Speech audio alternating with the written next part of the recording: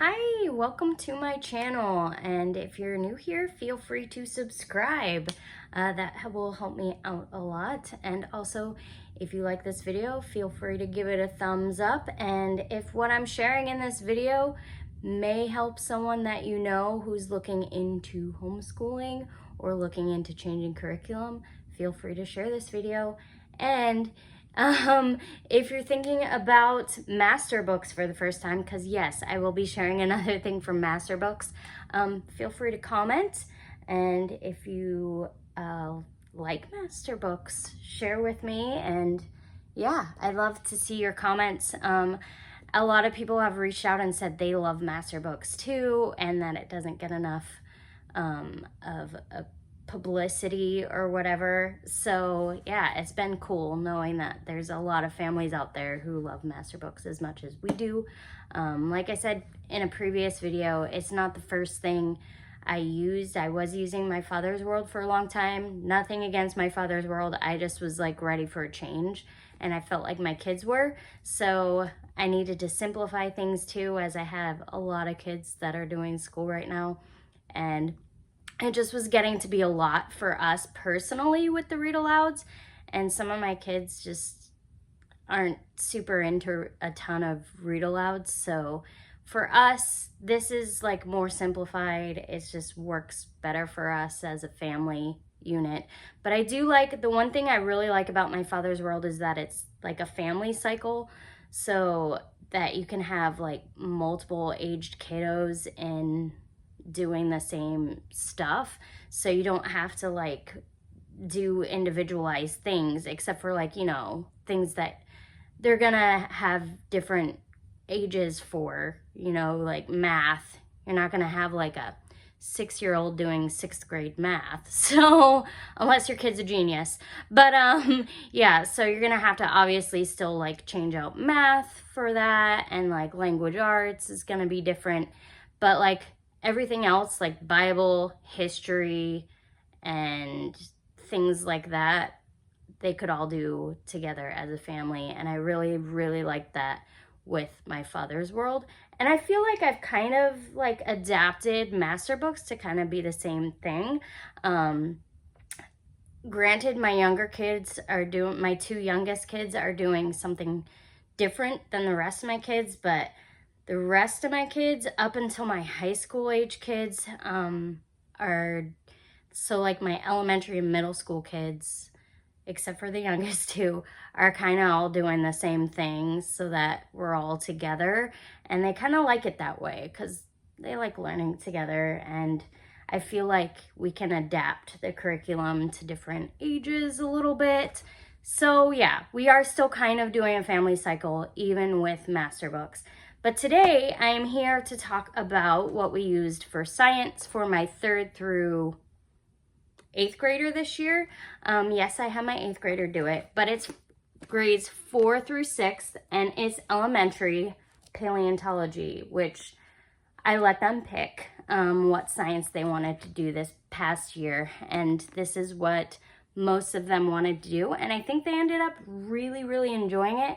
There's multiple books. It averages out to about a book and a half a quarter, or book and a quarter. Because yeah, there's like 5 books that you go through with this curriculum. And if you're familiar with MasterBooks, you know they have this nice handy schedule in the front. I've mentioned this in previous videos on different curriculum. They have a schedule for each week and each day, and it's broken down into quarters, so you can see what pages to read, what the assignment is, and then it also has the due date. You can check it off once it's done, and then a spot for grades, which is really handy if you're not sure if you want to homeschool all the way through high school. It helps with transcripts, because usually public school, even elementary and middle school, I believe they'll ask you for transcripts from what I hear. So yeah, so that is really handy, and it's something I love because it makes my life so much easier to have it all in one space. But yeah, so teacher's manual, must have with MasterBooks. It's excellent.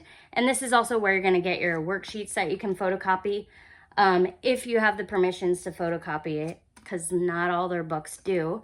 But I believe this one does. This one says you can photocopy it if you use it in your house. That's the thing. You can't use it in a co-op or anything like that, but it has to be in your own household. You can make photocopies.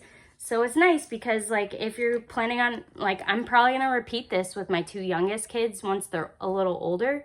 It's nice. I won't have to rebuy the worksheets. I can just photocopy them again, and it saves me a ton of money in the long run, especially now that one thing I really like, I will promote, free promotion, is like those eco printers, I think is what they're called, where you just like take a little bottle and you refill the ink. It's actually, I just switched to one this year, and it actually does not run out of ink nearly as fast. I was paying like, I was probably going through almost 1 ink cartridge every month and a half with one that with my printer before this, and that's like $20 a cartridge if I'm getting like an off-brand cartridge that works. So like a refurbished one or whatever. But the eco printer saves you money. Being able to photocopy for your household also saves you money in the long run. So I love that MasterBooks gives you that permission on some of their books. Like I said, not all of them, but yeah, you can use photocopies. So I'm gonna show you the books in order that you use them for the year. I looked it up because, you know, it's the end of the year. I didn't quite remember the order, but I was like pretty sure I remembered the order. So several of these books are going to be Answers in Genesis, obviously, because Ken Ham, well-known author and speaker. So the first book is Dinosaurs for Kids. I would say this is probably the easiest to read because it's got some good like graphics, little boxes. It's got flaps, pretty fun read. There's a lot of information on the pages, but yeah, there's worksheets that go along with each day, and it talks about the different kinds of dinosaurs, like the different classifications, and it gives definitions of why they're named what they're named. I don't know if you could see that. And then just like facts. Like one thing I liked about this book is it has like fast facts for every dinosaur. I believe it's every dinosaur. But yeah, it's got the fast facts in there, and I like those because it's just like little important information. Oh, and this one also goes over the different ages. Like there's, I'm trying to remember how many ages there are. Like I said, oh, there's 7, and they're all F's so that they're easy to remember. So it's right back here on the back. So I'm cheating instead of flipping through the book. But it's Formed, which is like creation. Fearless, which was before the fall. And then Fallen, obviously the fall. And then the flood. Faded when stuff started to go extinct. And then Found was when the dinosaurs started to be found again. And then Fiction is about how the world without Christ tries to explain dinosaurs. So this is a really good book. Even if you're not doing the curriculum and you have a kid that likes dinosaurs, highly recommend picking this up. Dinosaurs for Kids. Great book. This was probably my favorite book out of the ones that we used, and unfortunately it was the first book. So these other ones are really good as well, but I do have another one that I'll show you in a bit that I liked quite a bit too. This one is Dinosaurs of Eden, also by Ken Ham, and Bill Looney was the illustrator, and it's like, did Adam and Eve live with dinosaurs? So this one I think has a lot more information and less pictures in it, and it does have like a scripture that you're supposed to memorize, but I didn't have my kids memorize it because, like I said, they're like memorizing the books of the Bible right now for church, and they're also memorizing this like the order of the Bible thing for church.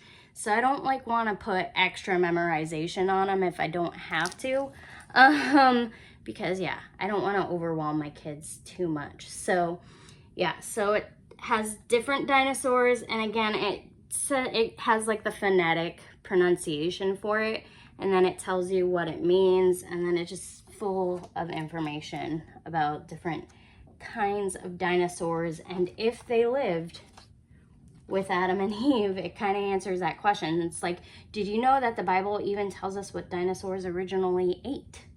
So, and then it gives you information about that. And then what happened and why has it all changed? And so I think it starts to talk about sin coming into the world, the fall. So why we don't eat just fruits and vegetables anymore. So super good book. And I think it gives clear answers as to, yes, dinosaurs probably did live with Adam and Eve. So, well, there's evidence of it too.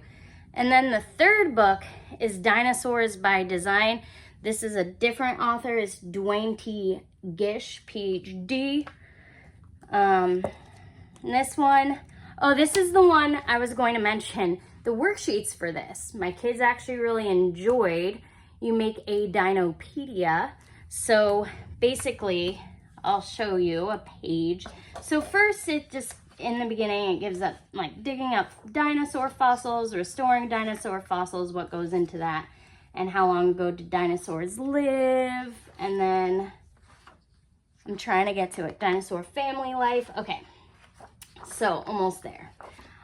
So it gives you the name of the dinosaur, and then it shows you places where it was found, and it gives you the family and the fossil locations, the diet, and some interesting facts. Then it gives you a whole page, sometimes more, of information on dinosaurs that are classified like that, because sometimes it's like multiple dinosaurs fall into class, like the lightweights. But yeah, so what they do is they have the kids do this work. It's a worksheet. I'll see if I can find one real quick so you can see what I'm talking about. But it's called a Dinopedia. And see if I can find it. I'm trying to find it real quick. Oh, I think I saw one and then okay. So this is like Dinopedia. So this one's kind of a bad example, but sometimes they have you pick a dinosaur from certain pages and then the name pronunciation, so they want the phonetic spelling of it, and then the meaning of the name, where it was first discovered, the size, the diet, and the group or family it belongs to, and then they have the map where you mark where it's been found. So that's super cool. Then on the back, there's a space for them to write other information that they found interesting about that dinosaur, and they get to draw and color the dinosaur, and then they're supposed to add it to their Dinopedia notebook. We just keep our worksheets in a binder, but if you want, you can put it in a Dinopedia notebook, and they have you put them in alphabetical order so that I'm trying to find one where it actually has, okay, so this one, it has a little picture of the dinosaur, and it already has the name on there. And then on the back, instead of drawing the dinosaur, you actually just they get to actually just draw more details on it and then color it.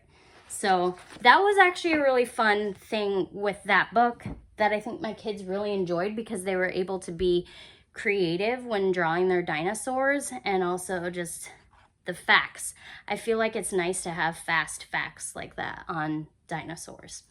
So then our book number 4 is Dragons of the Deep. Ocean monsters, past and present.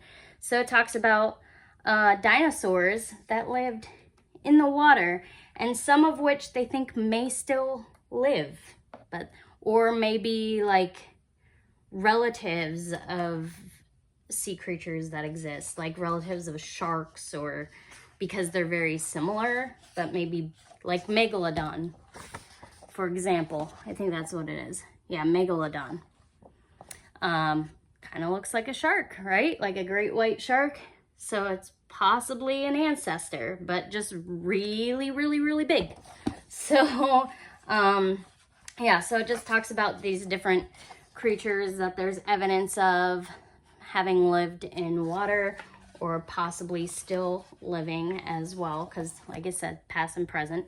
So this was really interesting, and it had some cool pictures It talks about like the size of the eyes sometimes, because I think this one had a really huge eyes.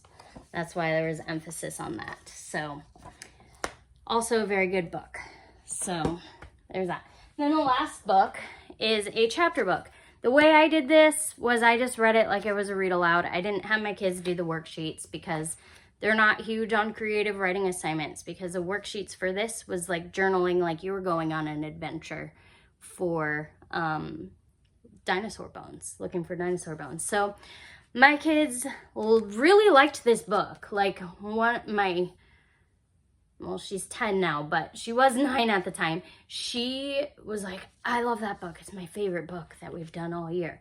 So it's about these guys that like went up to Alaska to find some dinosaur bones, because there was like a fossil bed that they knew about up there, and lots of mosquitoes and quicksand. It is quite the adventure. But yeah, so there are worksheets that go with this. That's like a journaling exercise, which I just skipped because my kids, some of them just really don't like writing, or like I said, I do have kids with reading delays, so obviously that affects writing as well. But yeah, so that is my review of Elementary Paleontology. We really liked it. I'm planning on reusing it for my 6 and 7-year-old. They're almost 7 and 8. So I plan on reusing it once they're like a little higher up in elementary. I do feel like the grade that they give you, 4th through 6th, totally appropriate. You can use it for, I did have a 3rd grader in there, but we usually do our worksheets together as a team and try to help each other out in that way.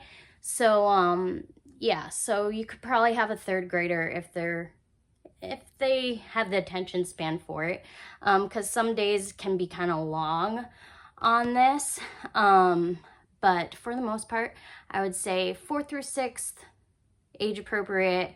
But like I said, I had an 8th grader doing it with us too, so he really enjoyed it. He likes dinosaurs and stuff like that, so I was like, you know what, I'm just gonna include him on the paleontology thing because I think he'll like it. And yeah, I don't know what to do for science for him. So he joined us on this. I think he liked it. It might have been a little bit too young for him in some cases, but he still learned a lot. So I highly recommend this if you have kids, especially if you have kids that love dinosaurs in upper elementary. You should do it because it's fun. I feel like I learned a lot too. So anyways, I suggest checking it out, and yeah, comment and let me know if you're interested, and or if you've done this one before and what your thoughts are. And also share this with someone who might be thinking about doing or looking for a dinosaur curriculum if they have a kid that's really interested in dinosaurs. And I think that's about it for me. And I will say thank you for watching, and I appreciate all of you for sticking around. And I will see you next time. Bye!